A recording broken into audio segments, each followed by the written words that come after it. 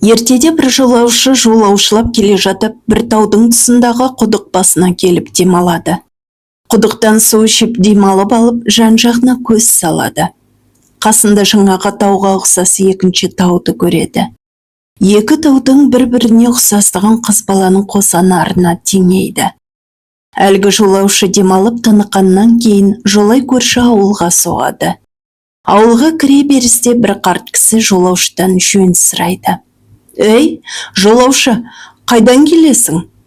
Сонда жолаушы өзінің қайдан шығып, қайда барғанын, қайда демалғанын, қандай тау кездестіргенін, оны неге теңегенін әңгімелеп береді. Міне, содан ел арасында осы екі таудың жаратылысының ұқсастығына байланысты қыз баланың анарына теңеп, қыз емшек деп атап кеткен екен, дейді. Қыз емшек жайлы аңыз. Ерте өткен заманда Созақ өңірінің Бетпақ деген шөл даласын мекендеген Уанас деген бай болыпты. Уанастың негізгі байлығы түйе түлігі екен. Уанас түйесін суатқа келгенде және тақырда жусап жатқанда түгендейді екен. Түйелері суатқа келіп ішкенде судың деңгейінің қаншалықты төмендігіне және жатқан кезде тақырдың ашық қалған орнына қарап, пәлен кем түйе жоқ деп анықтайтын болған. Уанастың әйелі Түлкібайдың қызы Әйгелек сұлу екен.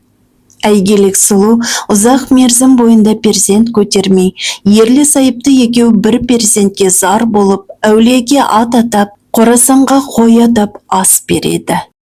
Астан кейін екеуі әулие аралап ел кезіп кетеді.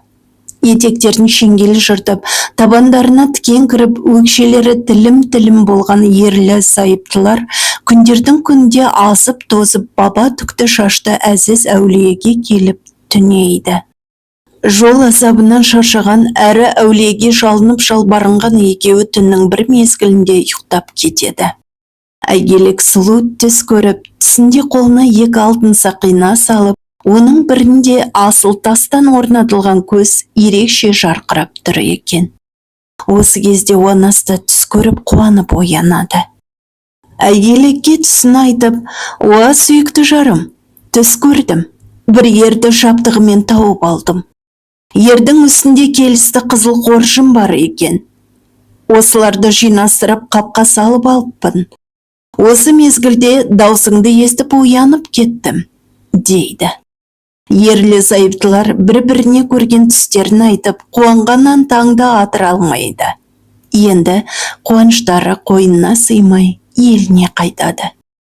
Уанас пен Әйгелектің келгенін біліп, ел жұрты жиналады. Келгендерге шындарын айтпай, қайнатасы Түлепең ауылында болып қайттық, дейді.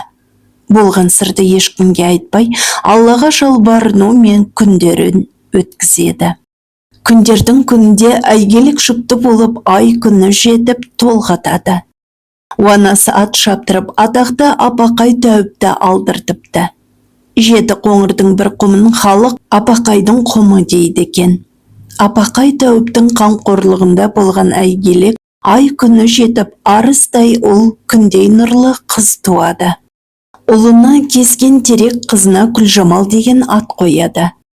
Кескен Терек пен Күлжамалдың дүниеге келгеніне арнап, Уанас ел жұртына ұлан асыр той жасайды. Ұлы ер жетіп, қызы бой жетіп көрікті болып өседі. Кескен Теректің кеудесі алпамсадай болып, мінезі батыр шалыс, жау десе тықыршып, ұрысқа шыққанша делебесі құрысып отырады екен. Ол қатыгез, мейірімсіз болып өседі екен. Күлжамал болса 15-ке келгенде толықсып, аузы оймақтай, пісте мұрын көрікті аспандағы аймен тең дегендей нағыз сұлудың өзі болған. Көркіне ақылы сай ару болып өседі. Күлжамал жайма шуақ мінезімен, сұлу көркімен, асқақтаған ақылымен ауылының мақтанышына айналады. Уанастың қозы лағын бағатын Еркін деген баланы 10 жасар кезінде Ташкенттің саудагері сатып кетеді. Еркін 20 жасқа жеткенде аттың құлағында ойнайтын әбжіл әрі батыр жігіт болып өседі. Ол небір асау жылғаға шалма тастап тартқанда орнынан қозғала алмай тұрып қалады екен. Еркіннің қажырлығына риза болған Уанас оны жылқышыларға басшы етеді. Күлжамалды елінің атақты байы баласына атастырады. Қоныбайдың баласы Мондының мұрны пұшық көріксіз екен. Халық оны Монды пұшық деп келекелейді. Күлжамал мен Еркін алғашқы кезде ойларында сүйіспеншілік пікірі болмағанымен бірін-бірі іштей жақсы көреді.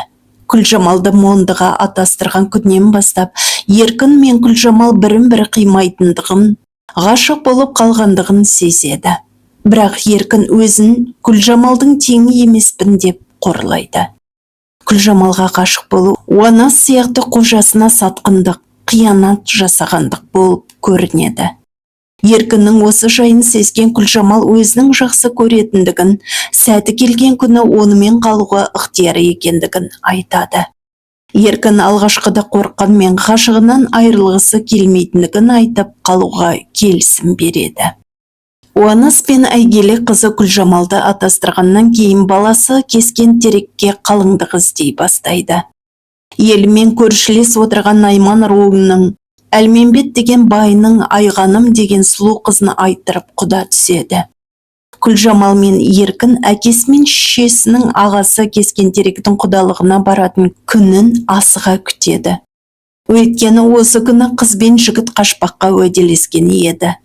Құдалыққа баратын күн де жетеді. Уанас ауылының сыйлы адамдарын ертіп, бәйбішесі мен Кескен Теректі қасына алып, құдасының ауылына аттанады. Күлжамал Еркінді шақыртып алып, «Мен сені сүйемін. Монды пұшыққа қор етпе. Бүкіл ғұмырым өтсе ризамын. Қашатын күн келді. Әзірлен», дейді. Еркін өзі бағатын жылқыдан таңдап, екі арғымақты әкеледі. Күлжамалдың жолға алған астамағын қоржынға салып, жолға шығады. Олар 3 күн, 3 түн суыт жол жүріп, Қаратаудың созаққа жақын тұсындағы балықшы әулие маңына келіп, бір үңгірге аялдап демалады. Екі жас үңгірдің ішінде тынығып ғашықтық ләззатына, рахатына бөленеді. Екеуі де осы бақытты сәттер таусылмаса екен деп тілейді. Ұзақ жол жүріп шаршаған екі ғашық әлден уақытта ұйқының құшағында жатады. Қатты ұйықтап жатқан Күлжамал түс көріп шошып оянады. Түсінен қорыққан ол Еркінді тұрғызып, «Жолға шығайық, кетейік» деп жалбарынады. Түсінде бір қора бұлт келіп, екеуміздің басымызға төніп, алдымен сенің, кейін менің басымды жерге кіргізіп жіберді. Ағам Кескен Терек мейірімсіз, қатыгез еді. Сол келіп, екеуміздің ажалымызға жетіп жүрмесе екен, дейді. Күлжамалдың зарына басу айтқан Еркін, «Осында біраз күн демалайық. Кескен Терек қаншама қатыгез болғанмен туған бауырын ажалға қимас», дейді. Амалы таусылған Күлжамал жауыз ағасынан қорыққанынан есі шығып, етегімен тас теріп тау қойнауының екі бетінің аралығына төге береді. Уанас құдалықтан ауылына келгенде қызы Күлжамалдың жылқышымен қашып кеткенін біліп ашу шақырады. Баласы Кескен Терекке, «Жара оттан таңдап мініп қуыңдар. Тірі болса өздерін, айтқандарыңа көнбесе өлтіріп бір белгісін алып келіңдер», деп әмір етеді. Әрқайсысы қос ат мінген Кескен Терек бастаған қуғыншылар Қаратаудың суындық асуындағы балықшы әулие қойнауында тығылып жатқан Күлжамал мен Еркінді қолға түсіреді. Күлжамал мен жылқышы жігіттің жылап тұрғанын көрген Кескен Терек ашуға булығып, есі шығып, «Тірі болса тірідей» деген әкесінің айтқан сөзін естен шығарып, екеуін де бауыздаңдар деп ақырады. Жендеттеріне, «Алдымен жылқышыны, кейін қызды бауыздаңдар» деп бұйырады. Күлжамал ағасына жалынғаннан пайдасыз екендігін сезіп, «Бауырым едің, алдымен мені бауызда. Еркіннің қиналғанын көрмейін», дейді. Еркін болса, «Алдымен мені бауыздыңдар, Күлжамалдың жан ашуын көрмейін» деп жалыныпты. Бірақ Кескен Терек айтқанынан қайтпайды, әмірін орындатады. Жендеттер тау қойнауының батыс бетіндегі жартастың үстіне апарып, алдымен Еркінді, кейін Күлжамалды бауыздаған екен. Жартастың бетінде аққан қанның ізінде екі жолақ белгі бар. Оның қара қошқыл қызылы жігіттің қаны екен десе, ақшыл қызыл жолақты қыздың қаны екен дейді. Әкесінің талабына сай қыз бен жігіттің өлгендігін анықтайтын белгі ретінде қыздың емшегін, жігіттің еркектігін кесіп қоржынға салып алады. Елге қайтқан сапарынан бірер күн өткенде қуғыншылардың қоржынынан сасқан иіс шығып, жүруге мүмкін болмаған соң, кескен теректің әмірімен жігіттер еркектігін қоржыннан алып лақтырып жібереді. Жігіттің еркектігін лақтырған жердегі тасты халық сыпайылап қотан тас десе, қыздың емшегін лақтырған жердегі қос төбешікті қыз емшек деп атапты. Баласы кескен теректің мінезінің қатыгездігін білетін шешесі жанындай жақсы көретін қызын жазым етер деп шыдай алмай ауыл арасында қызы мініп жүретін атқа мініп, ешкімге білдірместен баласының артынан қуып кеткен екен. Халық қыз емшектің теріскей батыстағы тақырды қатынның моласы немесе қатынның ұңғысы дейді. Шешесі осы жерге келгенде аты жүруге жарамай қалып, өзі шөлден өлген екен дейді. Халық аңызы. Кескен теректің атасы Әлменбет құсбегі екен. Бүркіт салып аң аулайды. Күйек баласы кескен теректің атасы Әлменбет аңшылға құмар екенін сезген Әлменбет тұғырда тұрған бүркіттің біреуін таңдап ал дейді күйеу баласына. Кескен теректің қалыңдығы айғаным да бүркіттің сырын жақсы біледі екен. Кескен терек бүркіт таңдауда қалыңдығымен ақылдасады. Түнде келіншегі орнынан тұрып бүркіттер тұрған орынға барады. Тұғырда тұрған 3 бүркіт келіншекке жалт қарағанда, ортадағы бүркіт мойнынан 3 рет айналдыра бұрып қарағанда көзінен от шашып тұрады. Ортадағы қоңыр балақ бүркітті таңдап ал деп кеңес береді.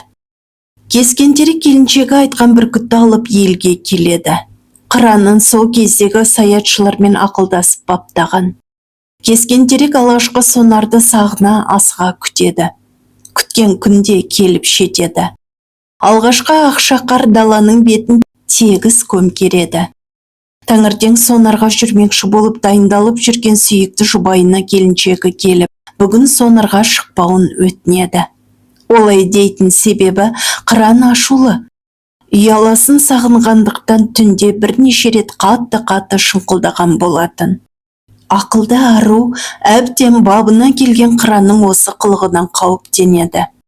Бірақ кескен теректі көндіре алмаған соң, жаны жамандықты сезген ару оны қалайда тоқтату мақсатында көршілес ауылдағы жақын аталарының өлгелі жатқанын, қорада бура шайнаған атанның жағдайының нашар екенін көлденең тартады.